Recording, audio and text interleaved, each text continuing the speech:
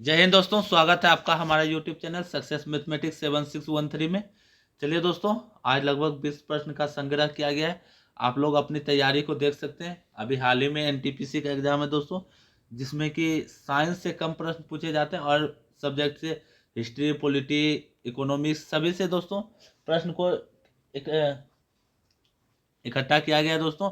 और अच्छे प्रश्न की संख्या इसमें अधिक है दोस्तों, और तथा स्टैटिक की भी इसमें संख्या है दोस्तों। चलिए दोस्तों, देखते हैं कि कितने प्रश्न किनके सही जवाब आता है, और आप लोग कमेंट करके जवाब दे सकते हैं दोस्तों। और पसंद आए तो लाइक और सब्सक्राइब कर सकते हैं। भारत के किस राज्य में जल संचयन के लिए टांका का उपयोग किया जाता है दोस्तों? यहाँ कुंड और टांका होना चाहिए दोस्तों। कुंड और टांका का उपयोग किया जाता है। और ऑप्शन आप लोग के सामने है दोस्तों। कुंड होना चाहिए दोस्तों, दिया के जगह कुंड होना चाहिए।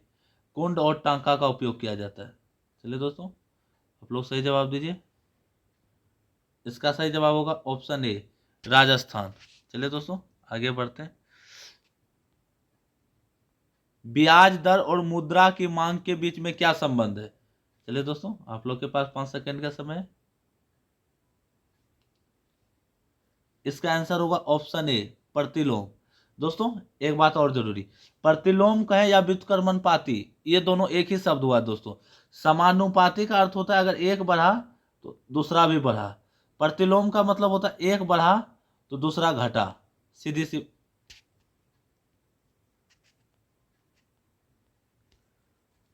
प्रतिलोम की बात करें तो एक बढ़ा दोस्तों तो दूसरा दूसरा क्या हुआ? घट गया। अब यहां जानते हैं दोस्तों इसके बारे में थोड़ा सा। अगर ब्याज, चलिए दोस्तों दूसरी स्लाइड बनाते हैं हम फिर से। प्रतिलोम के बारे में थोड़ी सी जानते हैं। अगर एक बढ़ा, मान लीजिए ब्याज की दर बढ़ा, तो मुद्रा की मांग बाजार में घट जाएगी, कमी आ जाएगी। और मान लीजिए दोस्तों कि आज बैंक लोन देना कम कर दे कि 1% पे, या मतलब जीरो ब्याज खत्म कर दे कि ब्याज हम लेंगे ही नहीं, तो क्या होगा? मुद्रा का मांग बढ़ जाएगा और ब्याज दर घट जाएगा। अब मान लीजिए बैंक कह दे, फिर से बनाते हैं दोस्तों, बैंक कह दे कि हम ब्याज दर बढ़ा दिए, तो लोग क्या करेंगे कि पैसा लेना बैंक से कम कर देंगे। यही दोस्तों यहाँ पूछ रहा है, ब्याज दर और मुद्रा की मांग के बीच क्या संबंध है? प्रत्यक्ष में दोस्तों बराबर, मतलब कि सामना सामनी है, ऐसा तो कुछ है नहीं दोस्तों। जैसे प्रत्यक्ष में हुआ दोस्तों इधर से फिर इधर से, ऐसा कुछ है नहीं। चलिए दोस्तों, आगे बढ़ते हैं। जब जल में विद्युत धारा प्रवाहित की जाती है तो किस प्रकार की रासायनिक अभिक्रिया होती है? चलिए दोस्तों, ये साइंस से प्रश्न है। ऑप्शन ए विस्थापन, ऑप्शन बी दोहरा विस्थापन, ऑप्शन सी अपघटन, ऑप्शन डी संयोजन। आप लोग सोच के जवाब दीजिए दोस्तों। इसका आंसर होगा ऑप्शन सी, अपघटन अभिक्रिया होती है। चलिए दोस्तों, विस्थापन अभिक्रिया के बारे में जान लीजिए दोस्तों। क्रियाशीलता श्रेणी जिसको पता होगा दोस्तों, उनको पता होगा कि पहले पोटेशियम, जिनको दोस्तों क्रियाशीलता श्रेणी पता है, पहले पोटेशियम आता है, sodium, calcium, magnesium, aluminium, zinc, ये दोस्तों क्रम से आता है दोस्तों। अगर मान लीजिए कि कैल्शियम क्लोराइड है, कैल्शियम क्लोराइड। चलिए दोस्तों, दूसरी स्लाइड पे जाते हैं हम लोग फिर से। मान लीजिए कैल्शियम क्लोराइड है और इसे सोडियम से अभिक्रिया हुआ, तो क्या हो जाएगा दोस्तों? NaCl, NaCl प्लस कैल्शियम बन जाएगा दोस्तों। क्योंकि इसका जो दोस्तों ये अणु है, सॉरी ये जो मतलब इसको कहते हैं दोस्तों लवण, इसके लवण से ये अभिक्रियाशील, क्योंकि ये ऊपर में था दोस्तों सोडियम। हम लोग इसको भी डीप में पढ़ेंगे दोस्तों, जो क्लास 9th का, मतलब क्लास 9th का तो साइंस है दोस्तों, लेकिन उसमें ग्रुप डी को मुख्य फोकस, क्योंकि अगर ग्रुप डी का आप सिलेबस देखिएगा तो आपको एक बार समझ में आ जाएगा। चलिए दोस्तों, इसके मतलब लवण को सोडियम ने अपने में ग्रहण कर लिया और कैल्शियम को अलग कर दिया। चलिए दोस्तों, आगे बढ़ते हैं। अपघटन अभिक्रिया में तो हुआ दोस्तों कि तोड़ देना। अपघटन का मतलब हुआ तोड़ना। दोहरा विस्थापन, जैसे दोस्तों A+B है, AB+CD, तो ये क्या करेगा दोस्तों? दोहरा विस्थापन में A C के साथ चल गया मान लीजिए, तो B किसके साथ आ जाएगा? D के साथ। यह हो गया दोस्तों दोहरा विस्थापन। या A D के साथ चल गया, मान लेते A D के साथ चल गया, तो B किसके साथ चल जाएगा? सी के साथ। यही हुआ दोस्तों दोहरा विस्थापन। हम अगला प्रश्न ऑप्शन है संयोजन अभिक्रिया। मान लीजिए दोस्तों कार्बन है और ये ऑक्सीजन से अभिक्रिया करती है, दो अलग अलग तत्व है तो ये बना देगा CO2। CO2 ये हो गया दोस्तों, दो अलग अलग तत्व मिलकर एक संयोग हो। दोहरा विस्थापन मतलब आप भी कुछ मदद कीजिए, वो भी कुछ मदद करेगा। अब विस्थापन का मतलब एक तरफ से आपसे छीन लिया। चलिए दोस्तों आगे बढ़ते। प्रश्न संख्या 4 है दोस्तों, कौन सी स्थिति जिसे पीलिया के रूप में भी जाना जाता है आपकी त्वचा के पीलेपन और आपकी आंखों के सफेद होने का कारण बनती है? आप लोग दोस्तों इसका सही जवाब दे सकते होंगे। इसका सही जवाब होगा ऑप्शन ए जॉन्डिस। चलिए दोस्तों, किस क्रांतिकारी के नेतृत्व में चटगांव शस्त्रागार पर छापा मारा गया था? चलिए दोस्तों ऑप्शन बताते। ऑप्शन ए सूर्य सेन, रास बिहारी बोस, बादल Gupta, option D Hemu colony. इसका आंसर होगा दोस्तों ऑप्शन ए सूर्य सेन। दोस्तों रास बिहारी बोस के बारे में हम जानते हैं 1907 का अधिवेशन जिसमें कि सूरत का फुट हुआ था दोस्तों, इनके कांग्रेस की अध्यक्षता रास बिहारी बोस जी ही ने किए थे। चलिए दोस्तों आगे बढ़ते। राज्य नीति निर्देशक सिद्धांत के संदर्भ में निम्नलिखित में से कौन सा कथन सही नहीं है? ऑप्शन ए यह देश के शासन के लिए दिशा निर्देश प्रदान करता है, यह सामाजिक और आर्थिक विकास सुनिश्चित करता है, यह न्याय प्रकृति के होते हैं, ऑप्शन डी यह सरकार के पर नैतिक रूप से बाध्यकारी होते हैं। चलिए दोस्तों आप लोग इसका सही जवाब दीजिए। इसका सही जवाब होगा दोस्तों ऑप्शन सी यह न्याय प्रकृति के होते। दोस्तों ये न्याय प्रकृति के नहीं होते। अनुच्छेद 50 में दोस्तों अवश्य बोला गया है कि कार्यपालिका और न्यायपालिका पृथक होगी, लेकिन ये 36 से 51 के बीच में कहीं नहीं बोला गया है कि यह न्याय प्रकृति के होते हैं। हाँ ये न्याय के अवश्य बात करते हैं, लेकिन न्याय प्रकृति के नहीं होते दोस्तों। चलिए दोस्तों आगे बढ़ते। निम्नलिखित में कौन सा कथन हरित क्रांति को सही ढंग से परिभाषित करता है? दोस्तों जितने लोग दरोगा का एग्जाम दिए होंगे उनको पता होगा कि इस समय परीक्षा का पैटर्न इसी तरह चल रहा है। जितने भी जीके जीएस का एग्जाम है दोस्तों सभी का पैटर्न लगभग इसी तरह है। यह वन के योगदान में वृद्धि करने की नई रणनीति है, यह केवल हर्बल उत्पादन के उपयोग करने की एक नई रणनीति है, यह कृषि में खाद्यान्न विशेषकर गेहूं और चावल के उत्पादन करने की एक नई रणनीति है, यह सभी उद्देश्य के लिए हरे रंग के उपयोग करना नहीं करनी चाहिए। चलिए दोस्तों इसका सही जवाब दीजिए आप लोग। इसका सही जवाब होगा ऑप्शन सी। दोस्तों हरित क्रांति का संबंध चावल और गेहूं से ही है। एक चीज बात ध्यान रख के चलिए। चलिए दोस्तों पहले 8 नंबर प्रश्न पढ़ देते हैं, उसके बाद इसका ऑप्शन को थोड़ा सा लाएंगे पास में। संविधान का कौन सा अनुच्छेद स्पष्ट करता है कि प्रत्येक राज्य की कार्यकारी शक्ति का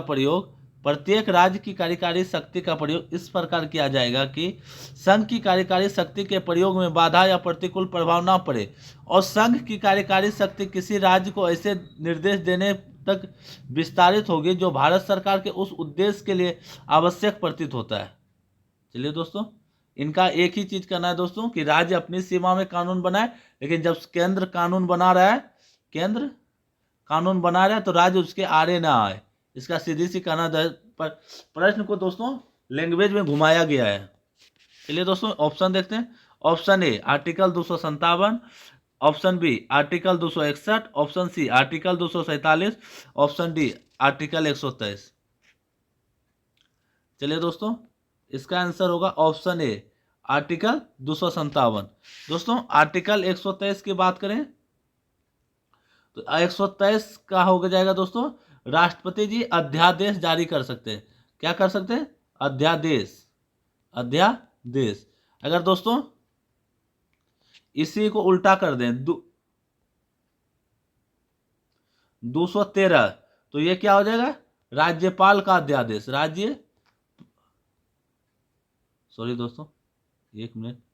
राज्यपाल का अध्यादेश कितना अनुच्छेद में हो जाएगा?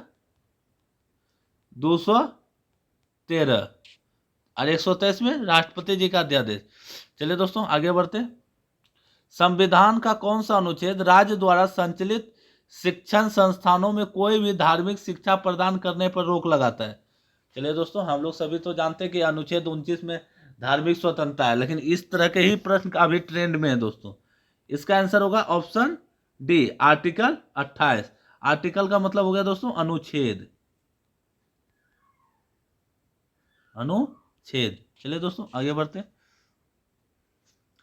निम्नलिखित में कौन सा रासायनिक सूत्र CH3 CH2 CH2 CO2H युक्त एक सीधी श्रृंखला अल्काइल कार्बोक्सिलिक अम्ल है? चलिए दोस्तों, आप लोग सही जवाब देने का कोशिश कीजिए। ये साइंस से प्रश्न है दोस्तों। 10 का आंसर होगा बी, ब्यूटाइरिक अम्ल। दोस्तों आप लोग को पता होगा कि NTPC का जो एग्जाम होता है उसमें कहीं नहीं लिखा गया है कि ये सिर्फ 9 और 10th तक का ही इंटर से मतलब NCERT से सवाल पूछा जाएगा, इसलिए NTPC का एग्जाम देने के लिए साइंस थोड़ा हटके भी पढ़ना पड़ेगा। आगे बढ़ते हैं दोस्तों। अनुच्छेद 77 का संबंध किससे है? चलिए दोस्तों इसका जानते हैं। उपराष्ट्रपति पद की शपथ, उपराष्ट्रपति की पदावली, भारत के उपराष्ट्रपति, भारत सरकार के कारोबार संचालन से। चलिए दोस्तों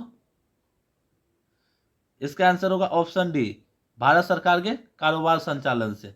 चलिए दोस्तों अनुच्छेद 74 और अनुच्छेद 75 के बारे में आप लोग बताइए।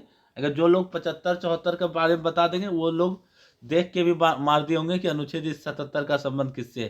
चलिए दोस्तों अगले वीडियो में हम अनुच्छेद 74 और 75 के बारे में बताएंगे। भारत की जनगणना की परिभाषा के अनुसार एक सीमांत श्रमिक हुआ व्यक्ति है। श्रमिक वह व्यक्ति होना चाहिए दोस्तों। श्रमिक वह व्यक्ति है जो एक वर्ष में काम करता है डैश। इसका कौन सा आंसर होगा दोस्तों?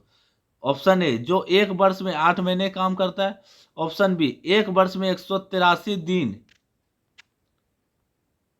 दिन होना चाहिए दोस्तों, दिन या 6 महीने से कम काम करता है।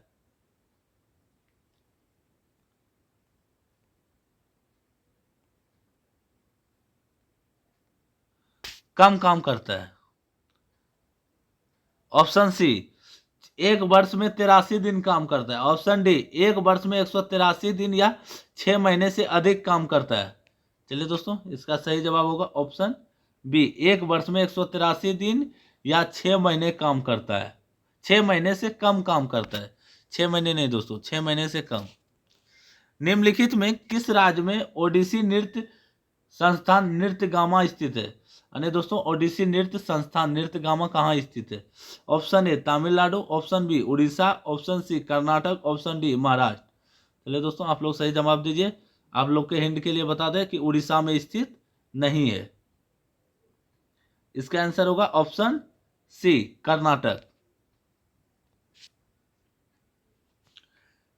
चलिए दोस्तों आगे बढ़ते हैं।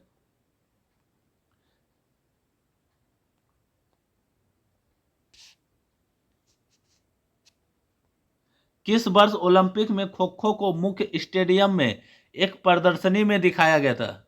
दोस्तों ये सब प्रश्न स्टैटिक्स से हैं, आप लोग को जरूर जवाब देना चाहिए। Option A 1932, option B 2008, option C 2016, option D 1936। इसका आंसर होगा ऑप्शन डी 1936। मुगल शासक अकबर का अभिषेक पंजाब के किस शहर में हुआ था? दोस्तों इसके सभी ऑप्शन गलत है। इसका आंसर होगा दोस्तों कलनौर। कलनौर शहर में, यहाँ शहर का नाम होना चाहिए दोस्तों, यहाँ राज्य का नाम लिखा गया है।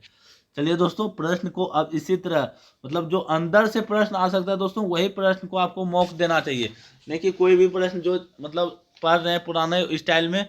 अगर पुराने तरीका से पढ़ते रहिएगा दोस्तों तो फिर अपना सिलेक्शन आपके हाथ में है।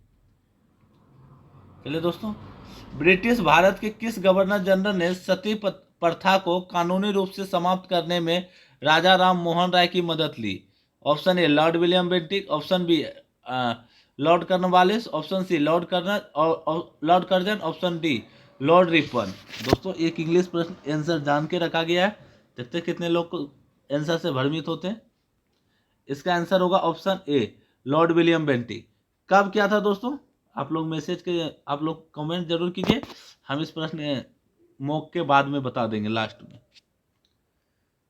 पहले एशियाई कबड्डी चैंपियनशिप कब आयोजित की गई थी? Option A 1970, option B 1985, option C 1980, option D 1975।